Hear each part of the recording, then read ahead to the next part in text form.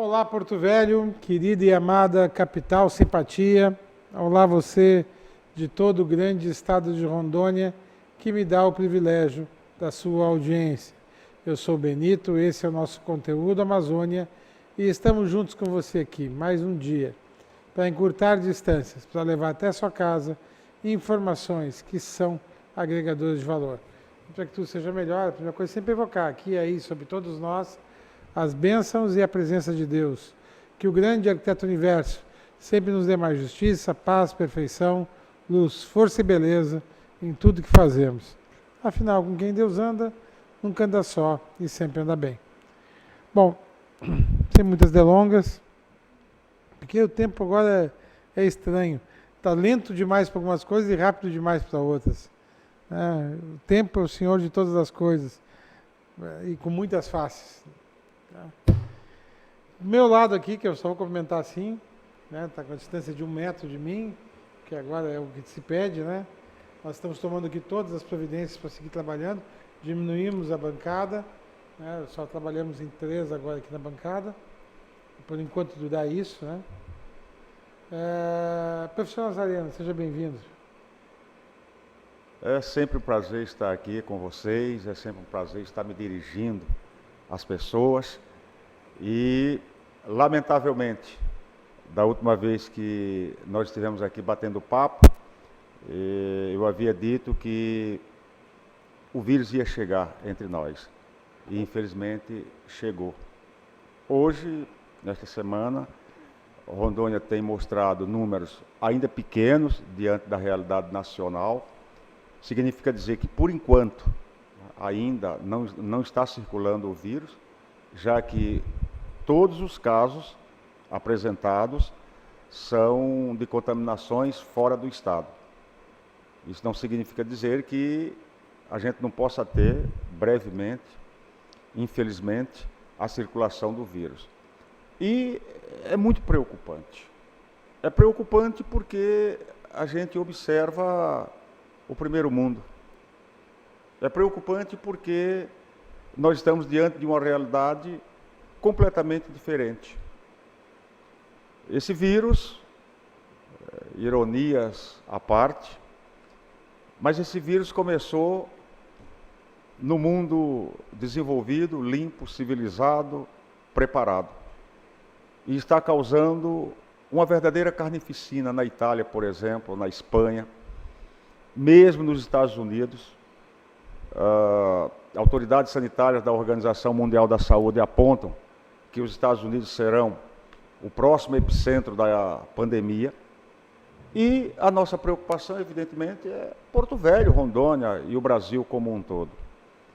E diante da nossa cruel realidade, coisas que eu sempre reclamei, eu sempre adverti em todos os meus escritos, todos os meus textos, aulas, enfim, sobre a situação do Brasil. É claro que a gente espera ainda, com raríssimas esperanças, de que o vírus não faça a festa que está fazendo no primeiro mundo, na Europa, como fez na China, como está danificando a Itália, enfim. A gente espera que aqui no Brasil ele seja mais lento. A gente espera que aqui no Brasil ele tenha mais piedade de nós. Fico aqui imaginando as favelas do Rio de Janeiro, por exemplo, as favelas das grandes cidades. Fico aqui imaginando, por exemplo, Porto Velho, que em condições sanitárias é uma loucura total. Mas o que mais me preocupa nesses dias sombrios que a gente está vivendo é exatamente a questão política do nosso país. E não é a questão política apenas, é a questão político-partidária. De início, tomaram-se algumas medidas e depois essas medidas, por pressão da área econômica, por pressão principalmente da classe empresarial, podem ser relaxadas a partir do discurso, por exemplo, que o presidente da República fez. Lamentável. Como é que eu, que não sou da área médica, por exemplo, posso dar palpites? Como é que eu, por exemplo, que não sou da área médica, que tenho raríssimos conhecimentos, possa inclusive prescrever remédios, como o presidente da República fez, lá no Palácio do Planalto, prescrevendo cloroquina. A cloroquina é um medicamento terrível. Eu já tomei 3 vezes a cloroquina, já peguei malária. Minha mãe também tomou. E a última vez eu perdi a pele completamente.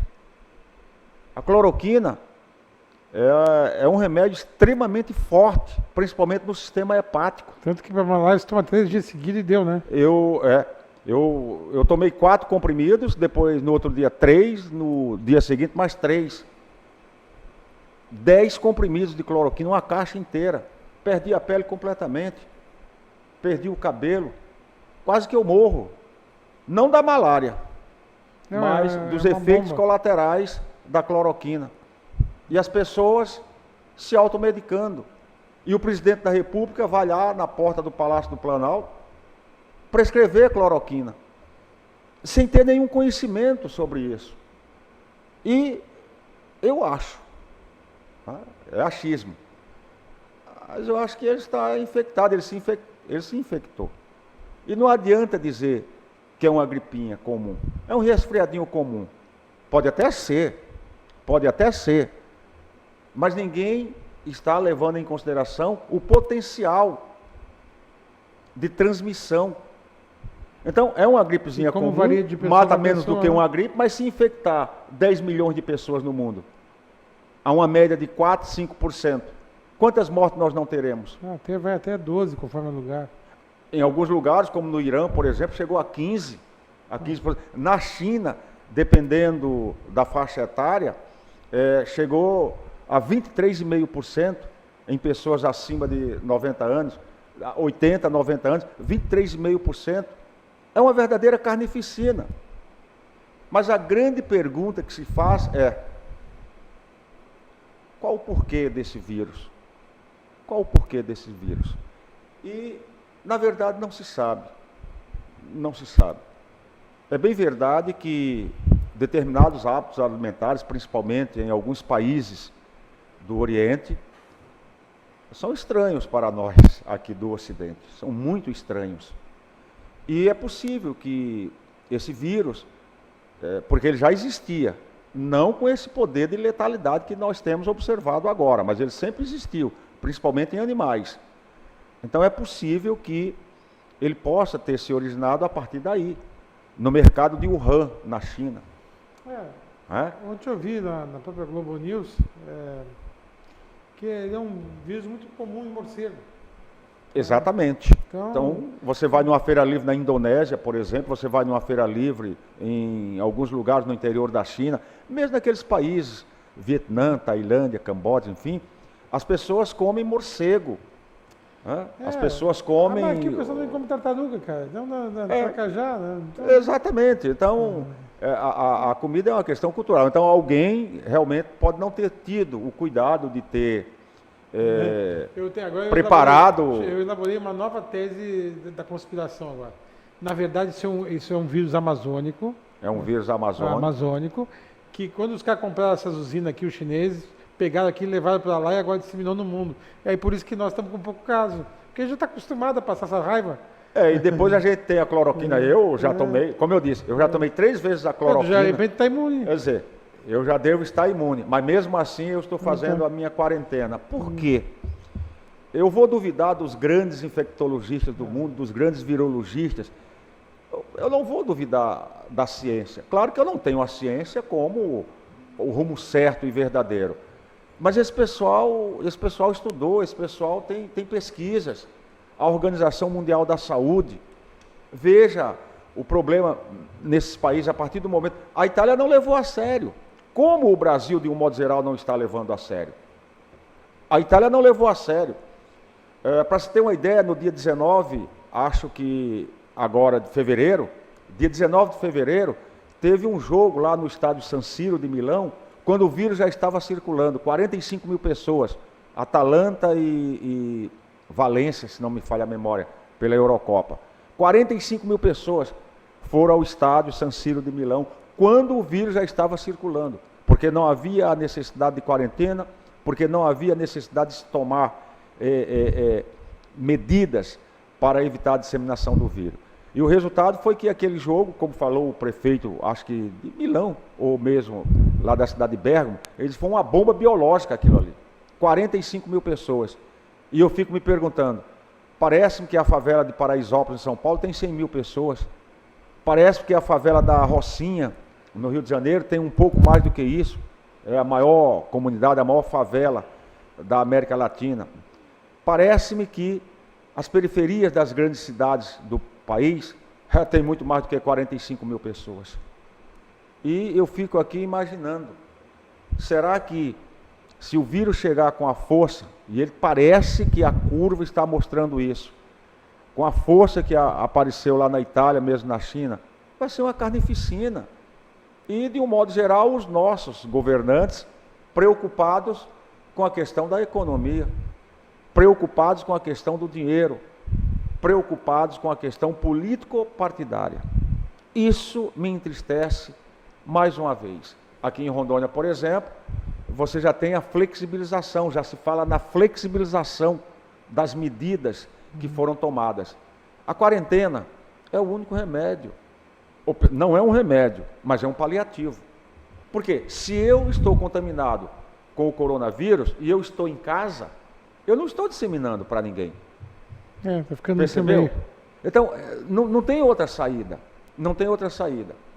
Mas, algumas religiões à parte, ideologias à parte, algumas coisas me chamam a atenção. Eu até coloquei nas minhas redes sociais. Você já viu alguma criança ou algum jovem derrubar a Amazônia ou mandar tocar fogo na Amazônia? Eu nunca vi. Você já viu uma criança, um jovem, mandar colocar agrotóxico nos alimentos que se produzem? Você já viu criança ou jovem declarar guerra, como a guerra louca que está acontecendo lá na Síria, apenas por poder? Cidades inteiras são bombardeadas. Você já viu jovens, crianças, de um modo geral, fazerem o que nós adultos fazemos? Não. O vírus também tem esse mesmo pensamento.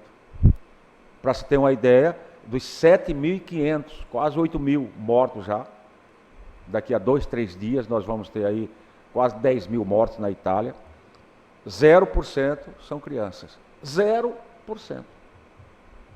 A infecção de 0 a 29 anos foram 3 casos até agora. 3 casos de 0 a 29 anos. E vai crescendo.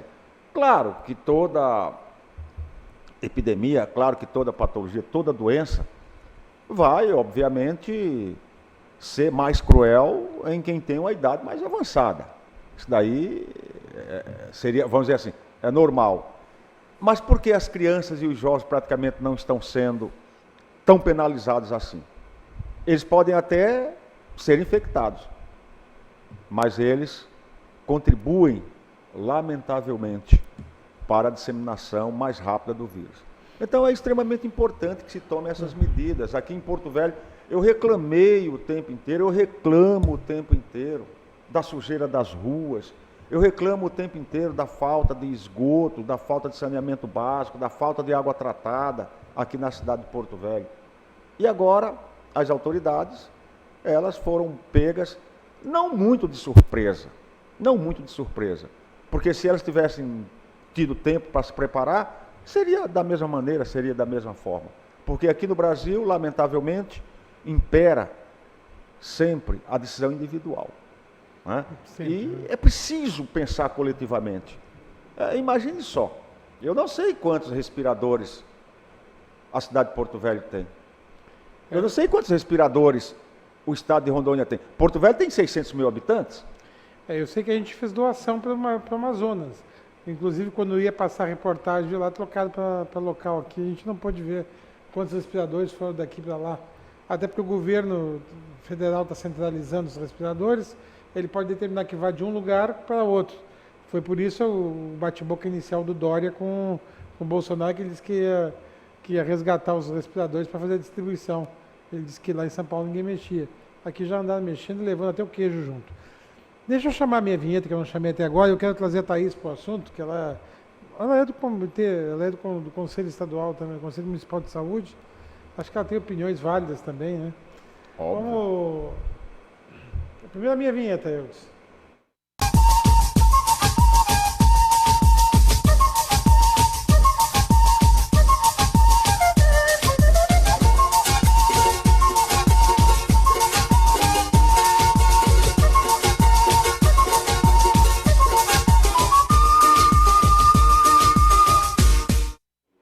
Bom, agora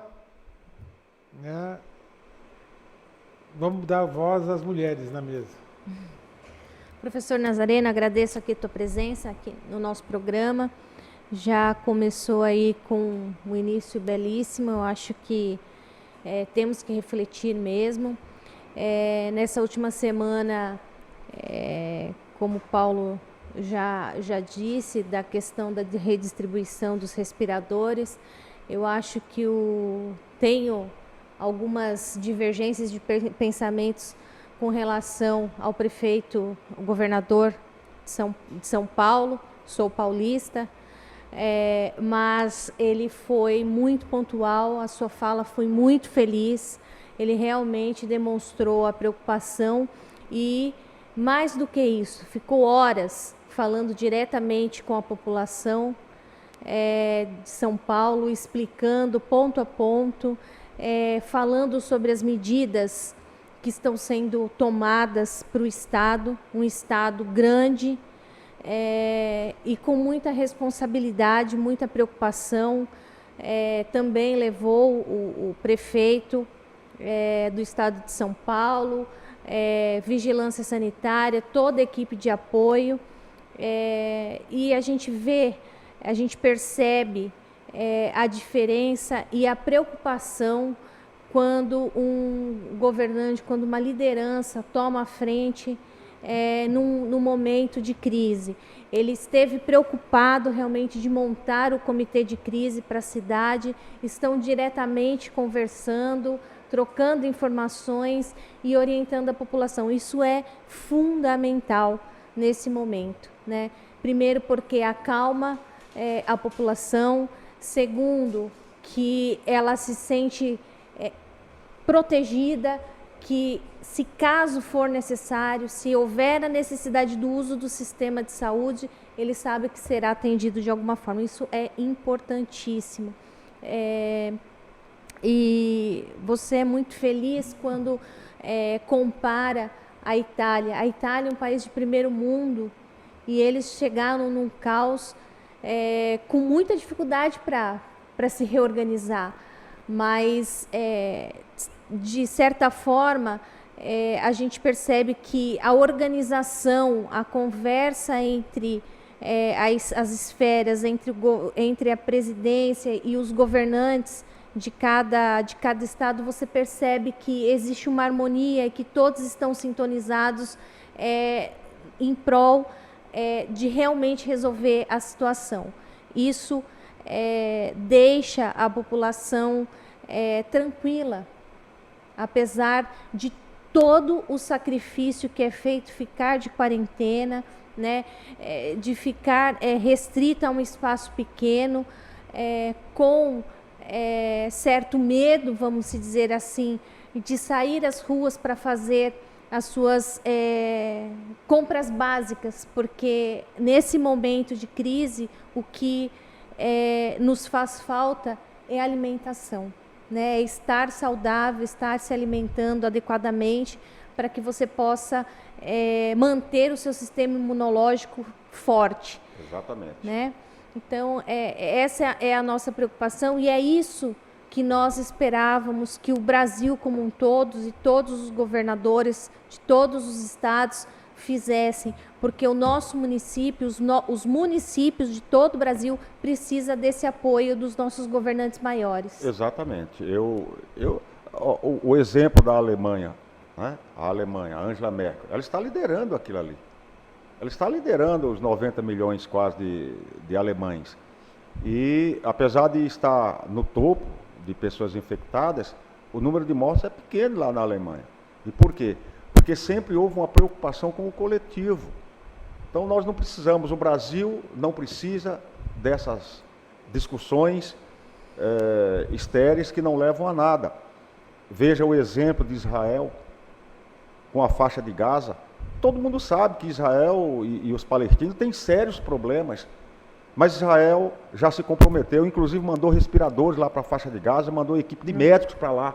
Montou Os palestinos, um comitê conjunto, exatamente, um comitê conjunto em lugar desconhecido, por questões óbvias, com os palestinos, tanto da Cisjordânia como da faixa de Gaza, e o Estado de Israel, porque há uma preocupação muito grande, não com a economia, com o dinheiro, com isso, com aquilo, mas uma preocupação muito grande com a vida.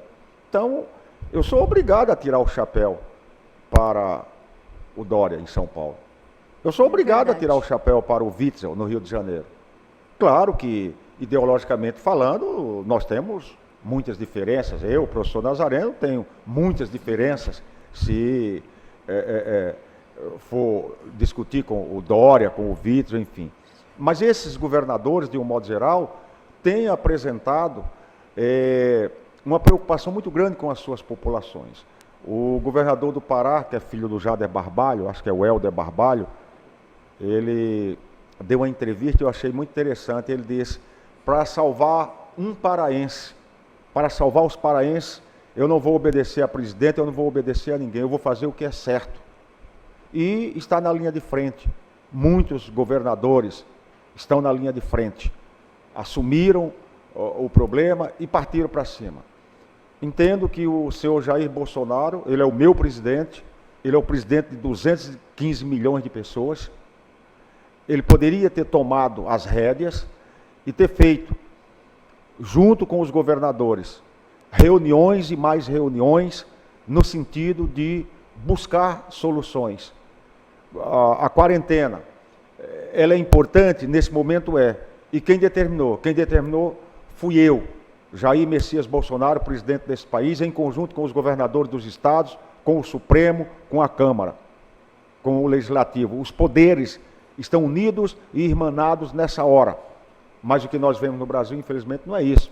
O que nós vemos são briguinhas bobas, ideológicas, briguinhas particulares, gente querendo aparecer, pessoas, inclusive, já fazendo campanha para as eleições que se avizinham.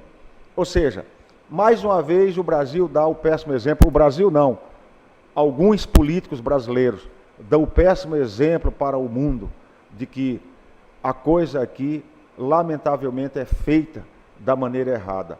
E eu temo, eu vejo, infelizmente, dias sombrios se aproximando de nós. Eu vejo uma situação sinistra, uma loucura isso daí. Não é uma simples gripe. Mas se fosse uma simples gripe, se fosse um resfriadinho, mas vai infectar 10 milhões de pessoas, então pega um percentual aí de 5% de 10 milhões. Uma gripe, ela não chega a isso. Ah, mas mata menos do que a gripe. Sim, mas a gripe ela não tem esse poder de infecção, chegar a 10 milhões. Hoje nós já temos 500 mil de infectados no mundo. 500 mil. Nova York, daqui a uma semana, 2 semanas, vai ser uma carnificina. São Paulo, as periferias das grandes cidades. Aqui a cidade de Porto Velho, não muito, porque eu tenho observado, e aí eu gostaria de parabenizar o telespectador, gostaria de parabenizar, de um modo geral, as pessoas que estão com medo realmente. E não é para ter medo. Um inimigo invisível, de um poder letal, principalmente nas pessoas que têm comorbidades, as pessoas que têm doenças pré-existentes. Quem é que não tem? Qual é o adulto aqui neste país que não tem doença pré-existente? Então, a situação é sombria, a situação é calamitosa, a situação é de caos e desespero. Mas a gente não se pode criar pânico. Não adianta criar pânico ou não criar pânico. O vírus ele vai infectar todo mundo. Agora, ele precisa infectar pelo menos metade de uma população, 50% em média. E começar a perceber que grande parte das pessoas já tem o anticorpo necessário e ele começa a baixar, como fez na China. Mas eu acredito que, de um modo geral, o Brasil, menos talvez Porto Velho e Rondônia, a gente até torce por isso, até pelo tamanho da população, O espaço territorial aqui é grande. Para uma população pequena, significa dizer que nós não vamos ter muita importância para o vírus, infelizmente, como é importante um São Paulo, a periferia do Rio de Janeiro de São Paulo. Mas é preciso as pessoas compreenderem isso daí. E os nossos governantes, mais uma vez, alguns deles, estão deixando a desejar. Não estão preparados para governar, para administrar aquilo que o povo deu o poder a eles. Lamentavelmente. A hora é de união, a hora é de se juntar, de unir forças e fazer como Israel fez, fazer como a Alemanha fez, fazer como alguns países estão fazendo. Havia necessidade de fechamento de fronteiras? O Brasil não precisava ter fechado suas fronteiras, porque todos os países com os quais o Brasil se limita, fecharam muito antes de nós. Não precisava o Brasil ter fechado a fronteira. Nós fomos o último. Imagine, o Brasil foi o último país da América Latina a libertar os seus escravos, o último. E o Brasil foi o último país, na crise do coronavírus, a fechar suas fronteiras. Eu disse, tolice, para que fechar as fronteiras? Não havia necessidade. A Bolívia fechou primeiro do que nós, a Venezuela fechou, o Suriname fechou, a Colômbia, todo mundo fechou primeiro do que a gente. Nós fechamos depois. Fechar o que já estava fechado? Ou seja, está fechado para nós, né? As decisões que estão sendo tomadas, de um modo geral, elas são insatisfatórias. E, volto a dizer, não podemos brincar com a pandemia do coronavírus. O mundo inteiro está levando a sério, porque a gente não leva a sério também. Vou chamar rapidamente a comissão de volta para concluir, tá bom? O jogo rápido é no lá, outro cá.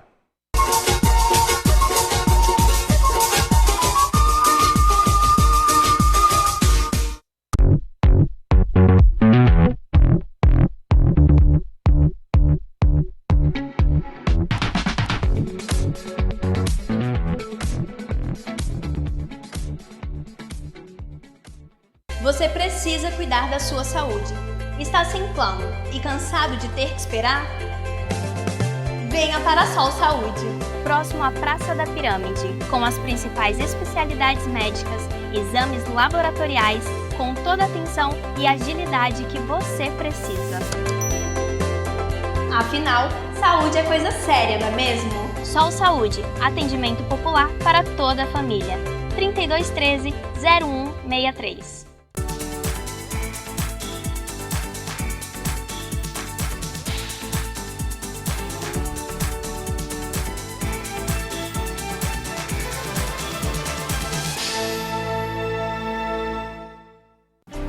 O que eu procurei? Tecnologia avançada. Método personalizado. Profissionais com credibilidade. Hospital de Olhos Veloso, o maior centro oftalmológico da região. Há mais de 3 décadas investindo em profissionais, estrutura e inovação em Rondônia. O objetivo é a qualidade de vida de seus pacientes. Diagnóstico e tratamento com excelência. E você? O que você está procurando? Hospital de Olhos Veloso.